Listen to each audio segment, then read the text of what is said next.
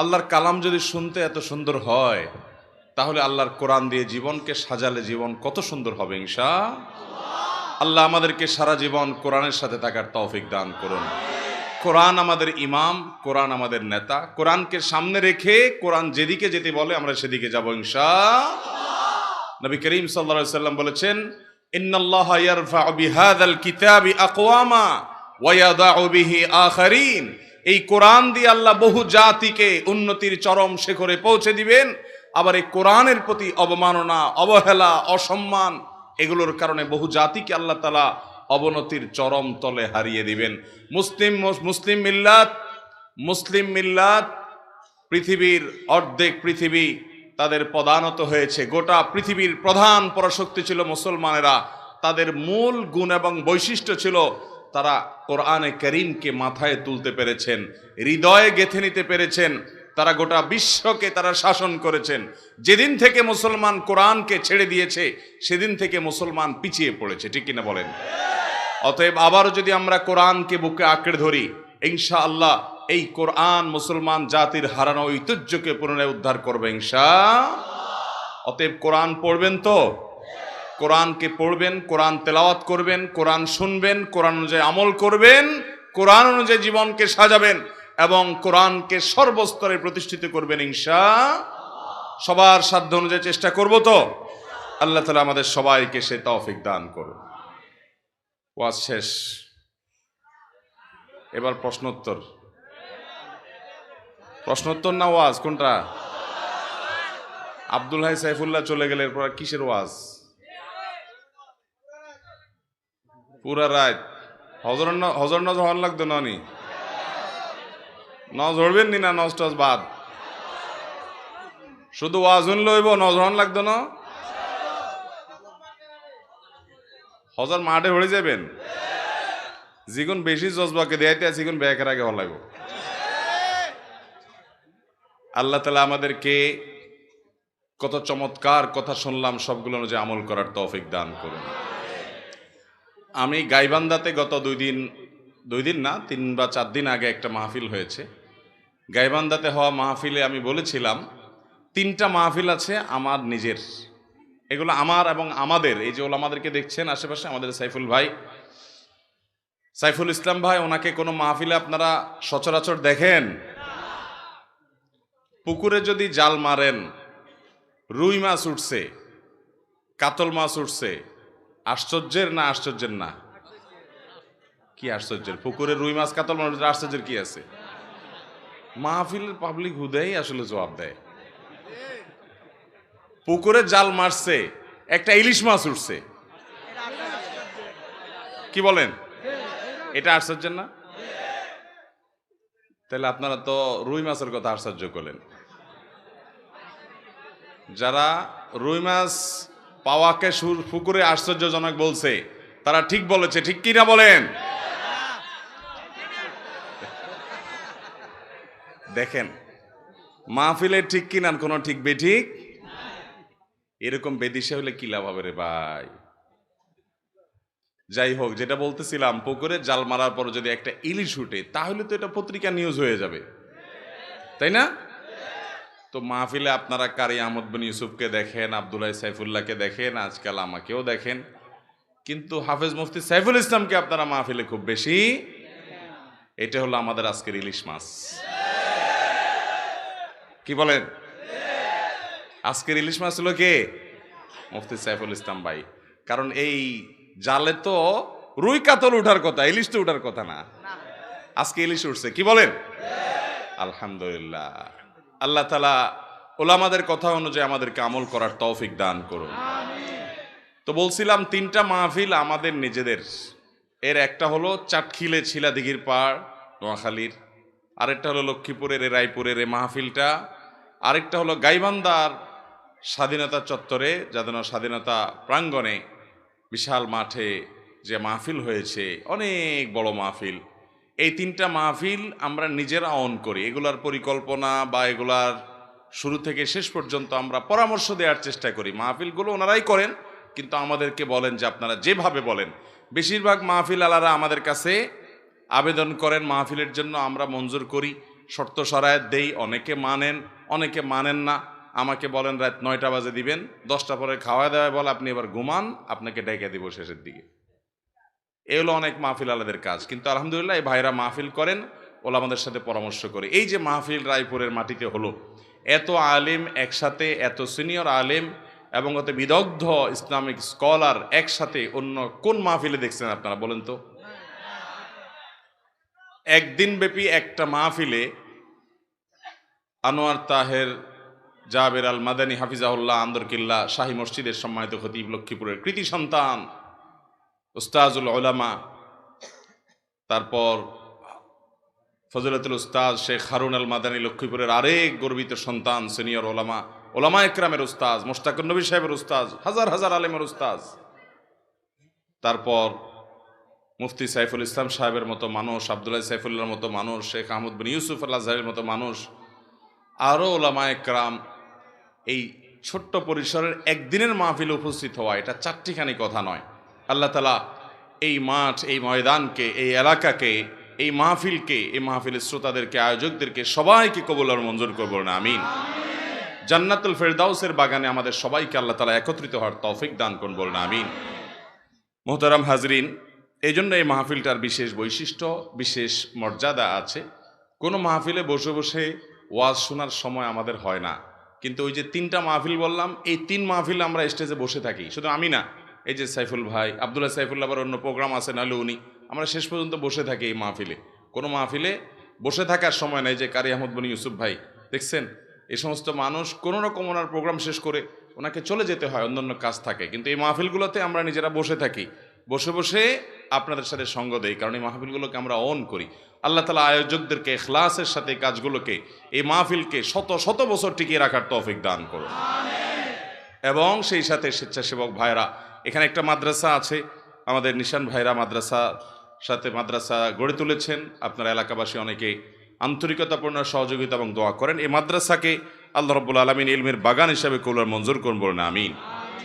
মোহতারাম হাজরিন, রাত কম হয় নাই, আলোচনা খুব একটা করার সুযোগ নাই আসলে। তারপরেও আমি খুব সংক্ষেপে একটা বিষয়ে কথা বলবো ইনশাআল্লাহ, তারপর আমি প্রশ্নোত্তরে চলে যাব। বিষয়টি হলো, আপনাদের কাছে আমার প্রশ্ন, নামাজের কোন ত্রুটিটা নিয়ে আপনারা সবচেয়ে বেশি চিন্তিত? নামাজের মধ্যে আমাদের অনেক ত্রুটি হয়, তাই না? এর মধ্যে সবচাইতে বেশি চিন্তিত কোন ত্রুটিটা নিয়ে?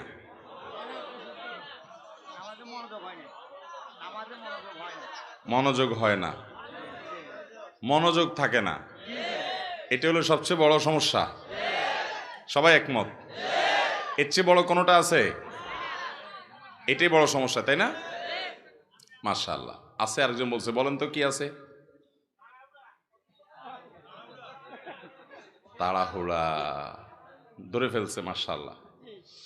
দেখেন, এটা ঠিক যে একজন মুসলমানের নামাজ সুন্দর হওয়ার জন্য 2টা জিনিস লাগবে। কয়টা জিনিস? আমার সাথে বলতে হবে, কয়টা জিনিস লাগবে?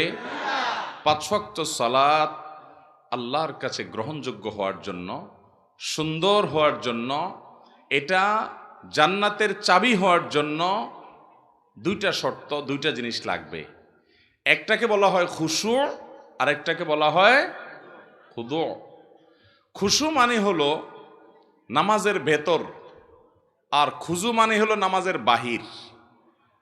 বাহির এবং ভেতর, এই 2টা যদি আপনি সুন্দর করতে পারেন ভাইরা আমার, আপনি সেই নামাজি হতে পারবেন যে নামাজের নামাজ তাকে দুনিয়ার সকল মোহ ভুলিয়ে আল্লাহমুখী করে দেয়, যে নামাজির নামাজ তাকে জান্নাত পর্যন্ত নিয়ে ছেড়ে দেয়, যে নামাজির নামাজ তার জান্নাতের চাবির ভূমিকা অবতীর্ণ হয়, যে নামাজির নামাজ আল্লাহর সঙ্গে তার মেরাজের ব্যবস্থা করে দেয়, যে নামাজির নামাজ আল্লাহর সাথে মুনাজাত এবং কানাঘুষার তৌফিক এনে দেয়, যেই নামাজির নামাজ আল্লাহর সবচেয়ে নিকটে নিয়ে যায়, সেই নামাজি হতে হলে, সেই সালাত আদায়কারী হতে হলে, সেই মুসল্লি হতে হলে 2টি জিনিস লাগবে। একটা হলো খুশু, আরেকটা হলো খুদু। একটা হলো সালাতের বাহির, আরেকটা হলো সালাতের ভেতর। আমরা সাধারণত সালাতের ভেতর নিয়ে আলাপ আলোচনা শুনি এবং সেটার গুরুত্ব যে অপরিসীম সেটা বলাই বাহুল্য। আল্লাহ কোরআনে বলেছেন 18 নম্বর পারার সূরা মুমিনুন প্রথম সূরার প্রথম দিককার আয়াতে আল্লাহ বলেছেন, ক্বাদ আফলাহাল মুমিনুন আল্লাযীনা হুম ফি সালাতিহিম খাশিউন। ওই ঈমানদাররা সফল হবে ভাই, ওই ঈমানদাররা সার্থক হবে যাদের সালাতের মধ্যে খুশু বা মনোযোগ থাকবে। নামাজে মনোযোগ না থাকলে সে নামাজটা নিষ্প্রাণ নামাজ, সে বিষয়ে বলাই বাহুল্য। কিন্তু আমি অন্য বিষয়ে কথা বলতে চাই, কারণ মনোযোগ নিয়ে আমরা সবচেয়ে বেশি চিন্তিত এবং মনোযোগ নিয়ে আলোচনাও কম বেশি আমরা শুনি, কিন্তু নামাজের বাহিরটা নিয়ে খুব বেশি আলোচনা হয় না। ভেতরটা আমাদের ঠিক নাই, মনটা ঠিক থাকে না, এটা নিয়ে আমরা পেরেশান আছি, সেটা ঠিক, এবং পেরেশান থাকতে হবে, সেটাকে ঠিক করতে হবে, মনোযোগটা আল্লাহর দিকে আনতে হবে, এটা ঠিক আছে। কিন্তু নামাজের বাহির নিয়ে যে আমাদের কোনো চিন্তাই নাই, অথচ দুইটার সমন্বয়ে নামাজ সুন্দর হয়, এবং আমরা অনেকে জানিও না নামাজের বাহির সুন্দরের জন্য কি করতে হবে। মোহতারাম হাজরিন, নামাজের এই বাহিরের দিকটাকে বলা হয় খুদুর, ভেতরের দিকটাকে বলা হয় খুশুর, আর বাহিরের দিকটাকে বলা হয় খুদু। এই নামাজের খুজু যেটা বাহিরের দিক, এই দিকটা যদি আপনার ঠিক না হয়, ভালো করে কান খাড়া করে শুনে রাখেন, আপনার নামাজ পর্যন্ত বাতিল হতে পারে, নষ্ট হতে পারে, ফাসেদ হতে পারে, নামাজ হবে না, হবেই না আইনগতভাবে, ওই নামাজ আবার পড়া লাগবে, এরকমও হতে পারে যদি বাহির ঠিক না থাকে। আপনার যদি ভেতর ঠিক না থাকে, তাহলে নামাজটা আল্লাহর দরবারে গ্রহণযোগ্যতার লেভেল পাবে না, মর্যাদা পাবে না, ঠিক, কিন্তু আইনত কাগজ ও কলমে আপনার নামাজ হয়ে যাবে। মনোযোগ যদি আপনার না থাকে, তাহলে নামাজ কি ভেঙে যাবে? কথা বুঝেন নাই? নামাজ ভঙ্গের কারণগুলোর ভিতরে মনোযোগ না থাকা, এরকম কিছু শুনছেন? কিন্তু নামাজে তাড়াহুড়া করার কারণে, নামাজের যে খুশুর পাশাপাশি খুজু যেটা, সে খুজু রক্ষা না করার কারণে এমনও হতে পারে যে আমার সালাত হয়ই নাই, হবেই না, আবার পড়া লাগবে, এমনও হতে পারে।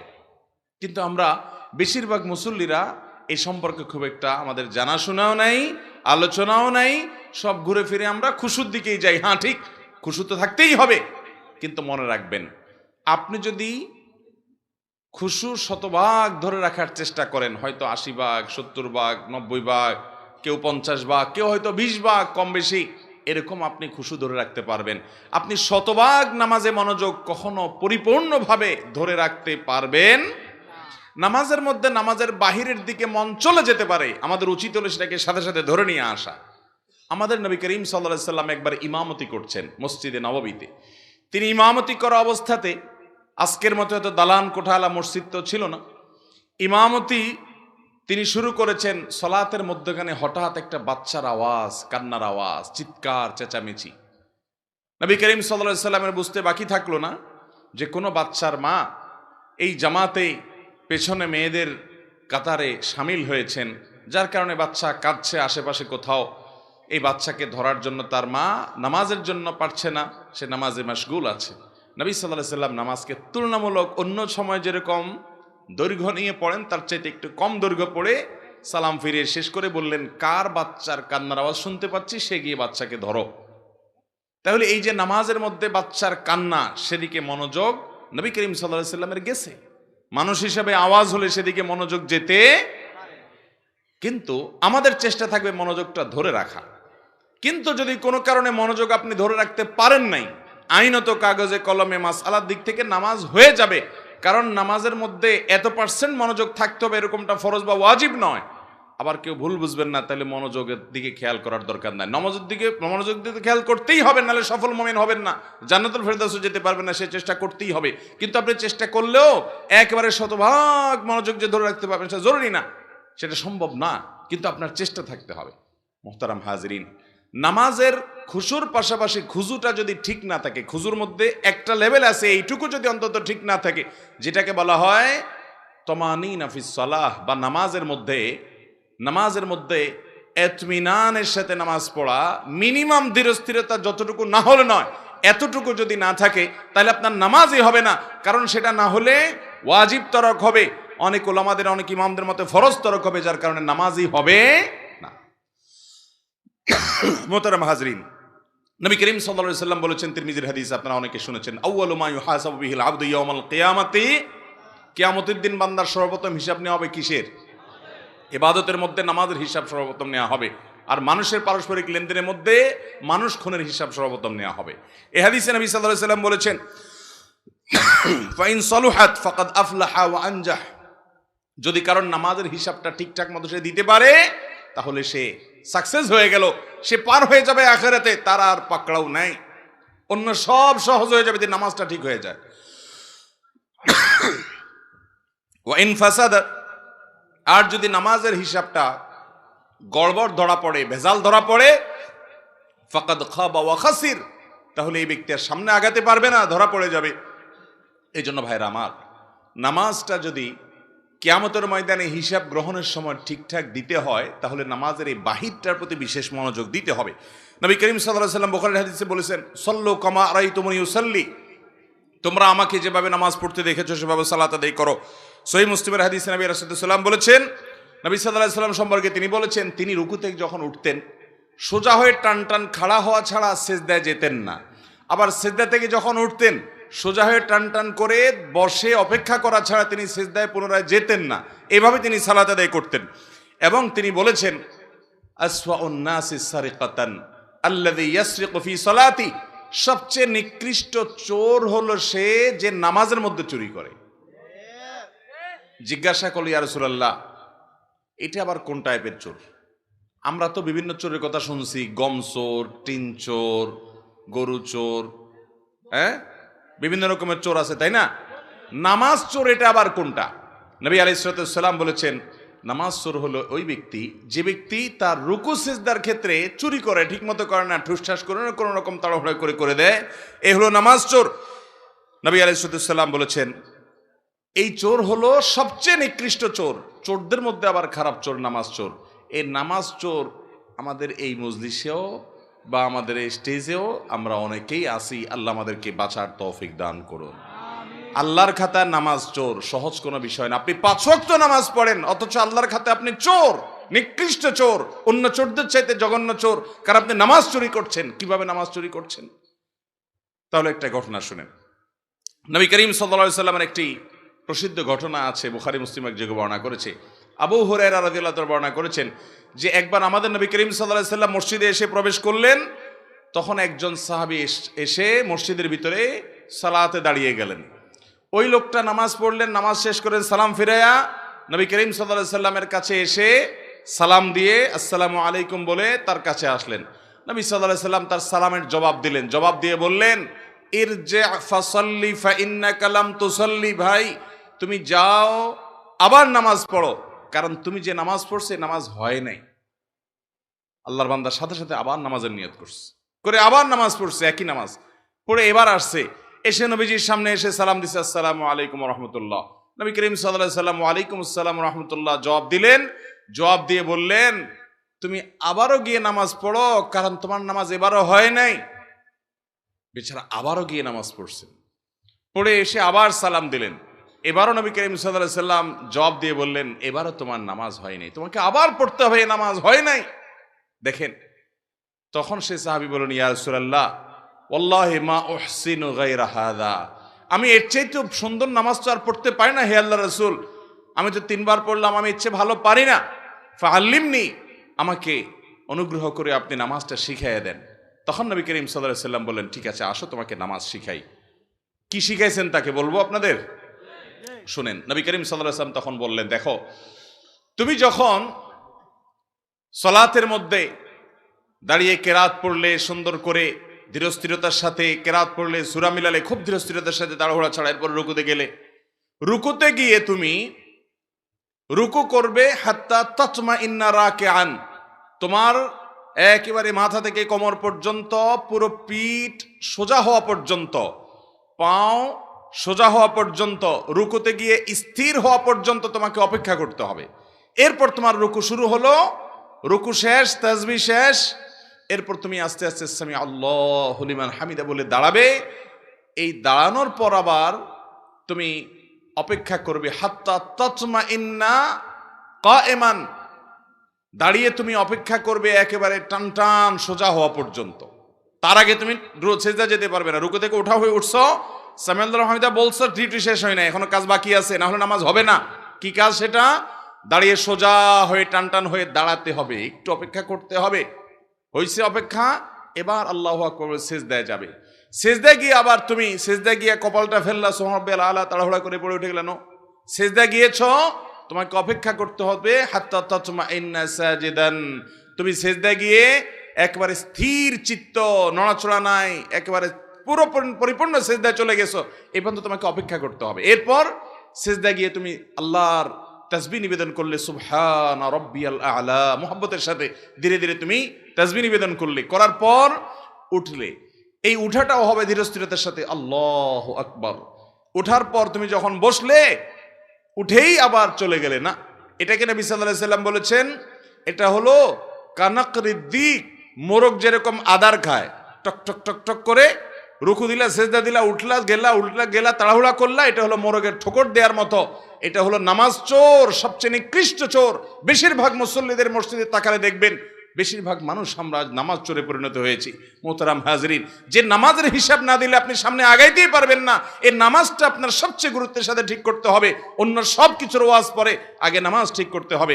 নবী সাল্লাল্লাহু আলাইহি সাল্লাম ওই সাহাবীকে আদর করে শিখাচ্ছেন, তুমি সেজদা থেকে উঠে সুন্দর করে উঠে টান হয়ে সোজা হয়ে বসে অপেক্ষা করবে একটু, এরপরে তুমি আবার সেজদায় যাবে।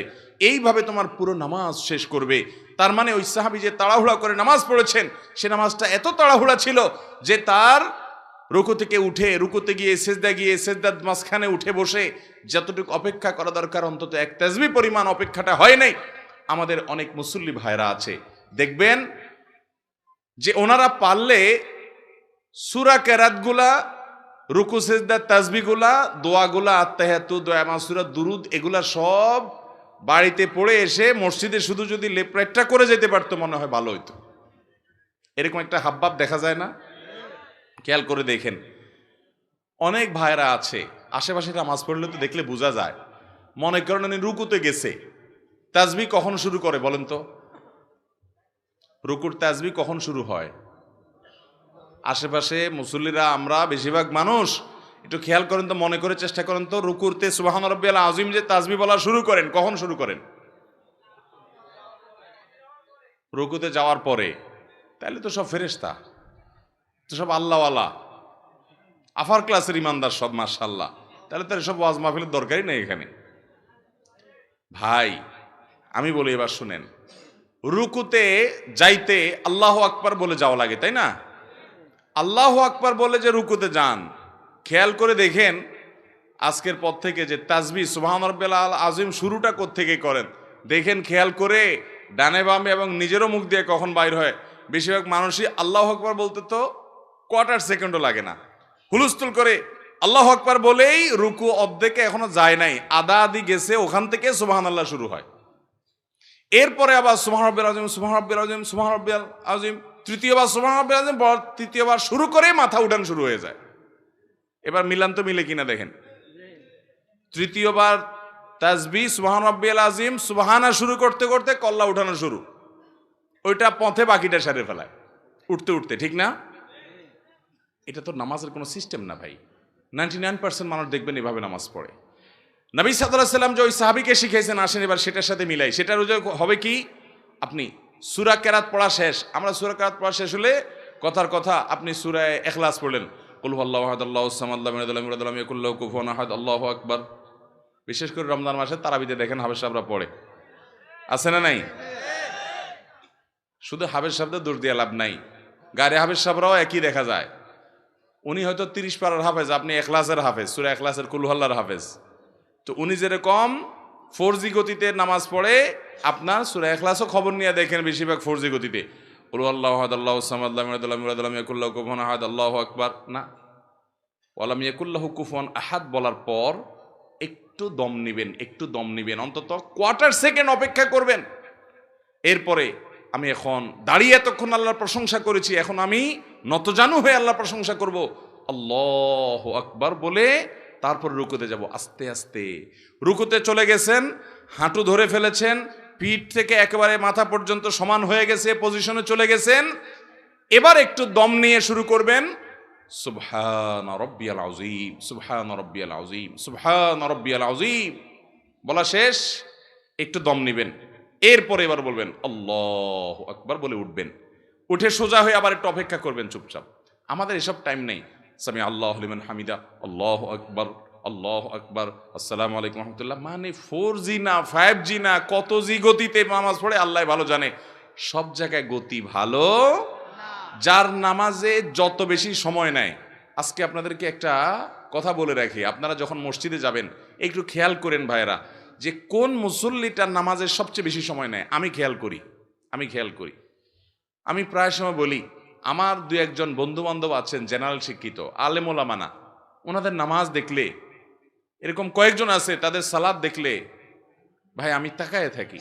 আলহামদুলিল্লাহ আমি নিজে আমার সালাত কিতাবপত্রে পড়েছি, মানুষকে পড়াইছি, শিখাইছি, বলছি, কিন্তু দেখছি যে নামাজ কত সুন্দর করা যায়। 4 রাকাত নামাজ পড়তে 15 মিনিট সময়, 20 মিনিট সময় নেয়, এরকম মানুষও আমি দেখেছি। এটা একদিন 2 দিনের ঘটনা না, প্রায় প্রতিদিনই এরকম নামাজ পড়ে তারা। অনেক বড় বড় ব্যবসায়ী, অনেক বড় বড় শিক্ষিত, শত শত হাজার হাজার মানুষ চালাইতে হয়, এইরকম লোকজন মিটিং সেটিং দুনিয়ার ঝামেলা আছে, সব চলে যাক, নামাজে দাঁড়াইছি, নামাজ শেষ করার কোনো কাহিনী নাই, সব কিছুর আগে ধীরস্থিরতার সাথে নামাজ। ভাইরা আমার, এই নামাজটা আমাদেরকে আল্লাহর সবচেয়ে নিকটে নিয়ে যাবে। যার নামাজ সুন্দর সে সবচেয়ে বড় আফার ক্লাসের মুত্তাকি, যার নামাজ যত খারাপ সে তত নিচু ক্লাসের মুত্তাকি। এই জন্য আমি মসজিদে গেলে খুঁজি যে আমার চাইতে লম্বা নামাজ পড়নেওয়ালা পাই কিনা, যদি পাই তখন ঈর্ষা করি যে তারে এবার ফেল করতে হবে, আমি তার চাইতে আস্তে আস্তে নামাজ পড়তে হবে।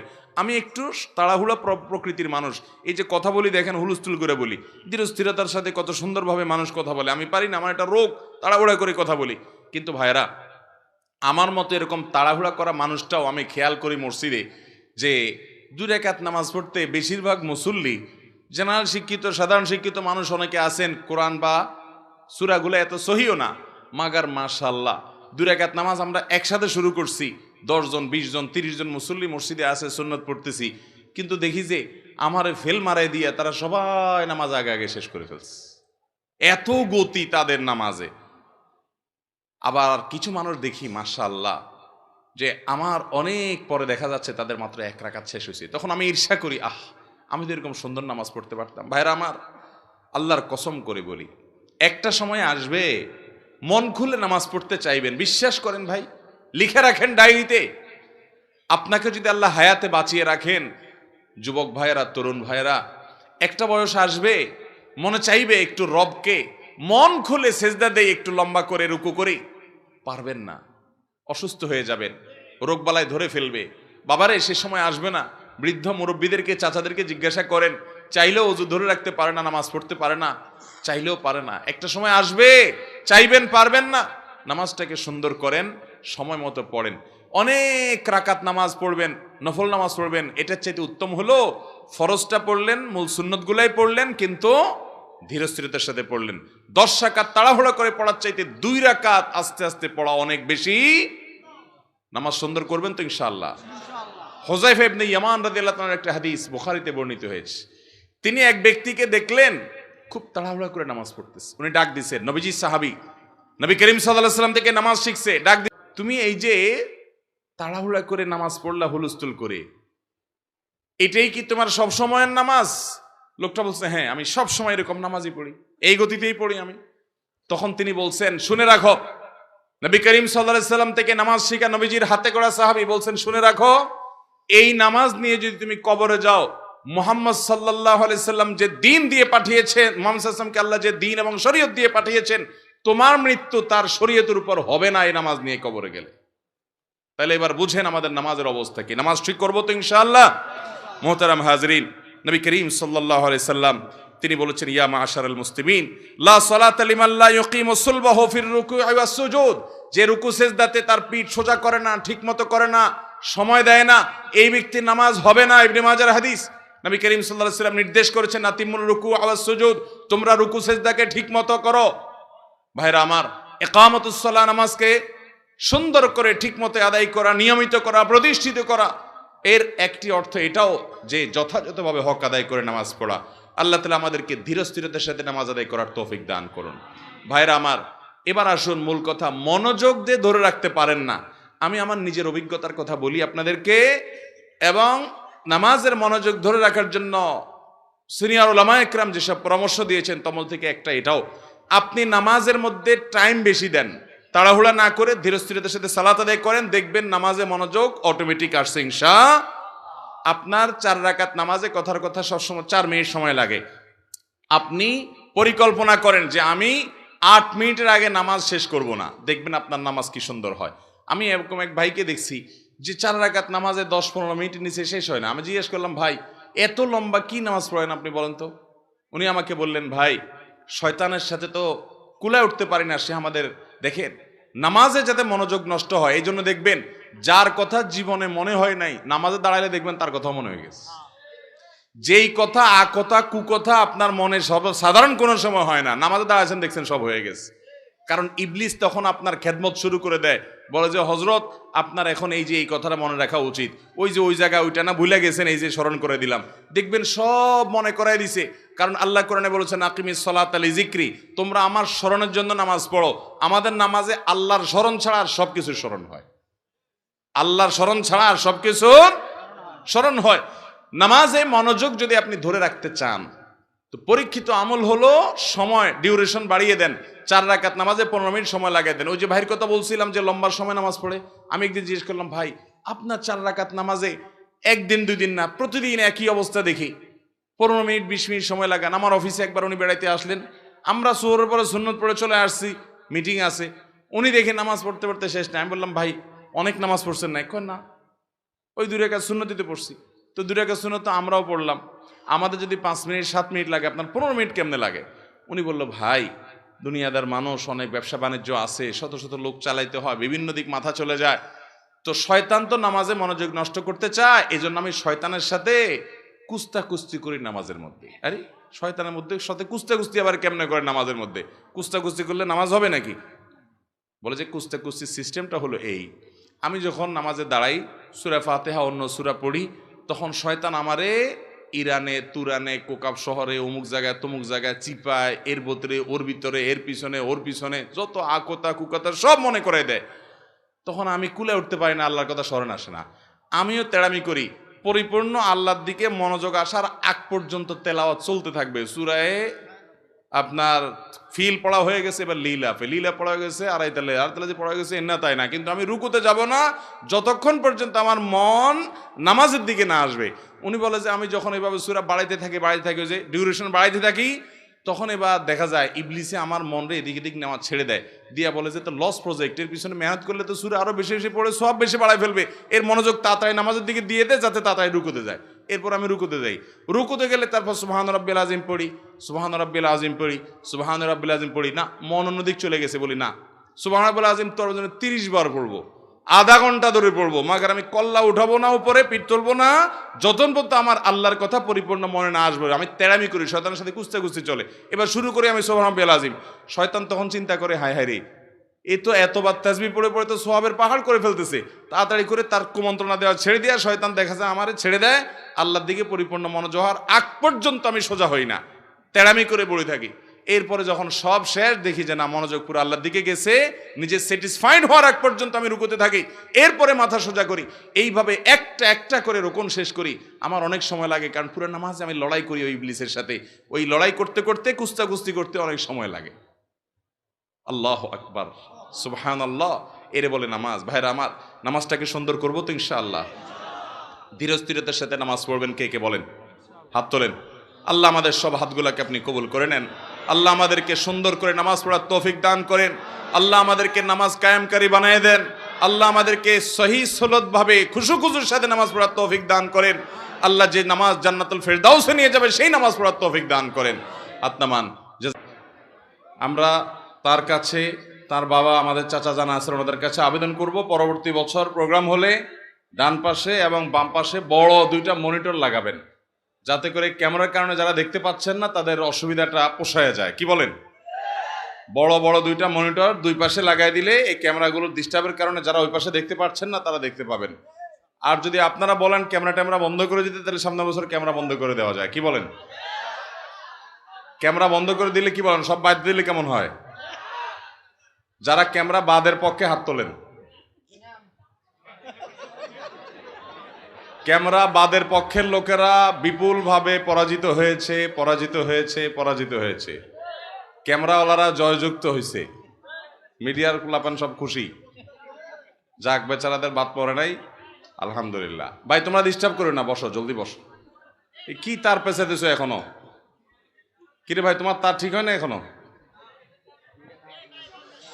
জি ভাই, মাশাআল্লাহ।